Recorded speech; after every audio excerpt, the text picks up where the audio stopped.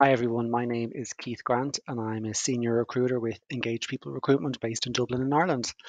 Engage People, we're a specialist recruitment consultancy firm based in Dublin, as I said. We would hire nationwide though all across Ireland and we would specialise in recruiting in the financial services space. So predominantly we would specialise in accounting, insurance, compliance and banking roles. And myself, my background is actually banking, so I'm relatively new to recruitment. I'm a newbie. I joined Engage People towards the end of last year, so this is my 6th month recruiting. And before then, I did about 16 years in investment banking in a number of different roles, predominantly in change and transformation and back office operations. I'm not sure what made me want to be a recruiter, to be honest. I guess towards the beginning of last year, I really started thinking about my career in the bank and whether I could see myself doing that for another 16 years. And very quickly in my head, I was like, no, I don't think so. I want to do something else a bit more meaningful, I think is the word that I would use. And I looked back over my career in the bank to see what areas did I excel in, what areas did I really enjoy working in. And I found I really enjoyed being able to connect people with roles in the hiring that I had done. And that really got me thinking then about recruitment. So I met a number of different agencies then across Dublin last year, not asking them to give me a job or to get me a job, more to kind of flesh out the idea of me moving from a director in a bank to being a recruiter to kind of see the feasibility of, does that make sense? Am I crazy? And if it does make sense, how do I make it happen? And I met Paul from Engage People as one of the people, one of many that I met last summer. And yeah, between the jigs and the reels, I was really impressed with Engage People as a setup and started there last November.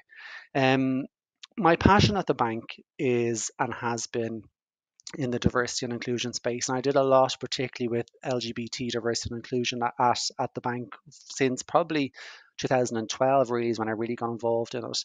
I think at the time in Ireland there was a lot of conversation around same-sex marriage. We were heading for a referendum in 2015 where the Irish public would essentially vote as to whether to let same-sex couples get married.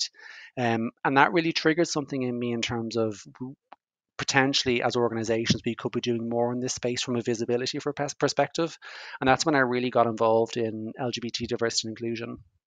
I set up our employee network in the bank in that space, and that employee network went on to be nominated as Employee Network of the Year at the National Diversity and Inclusion Awards in Ireland in 2014. So I really feel that there's a place for diversity and inclusion in the workplace. And what I mean by that is sometimes we can poo-poo those topics as kind of fluff around the edges or on the side. But I think it is so important for organizations to stand up and be counted when topics like this come up. And I'll tell you about a personal experience with me and why it really drove how it really drove the message home for me, I guess. When I started in the bank, it was 2006. I'd been out gay man at college, and I would just graduated, and I was moving into my world, into my career. And I remember thinking the nerves the week before I started that role. I was so nervous about starting in the bank, and it wasn't because, it was a new job and I'd have to make new friends, and would I be able to do the job, and all of these things were going through my mind. But the piece that terrified me the most was having to tell people that I'm gay, having to come out again, and again and again and again. And as anyone who identifies as being LGBT knows, you're constantly coming out.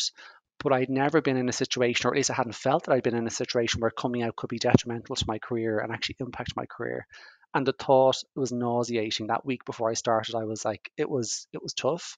And when I started, then I had a conversation with my manager at the time about what I'd got up to at the weekend, and it just kind of slipped out that I was in a gay bar, and things kind of progressed from there. And everyone was super like respectful, and it was fine. And I kind of had got myself worked up over nothing before I started.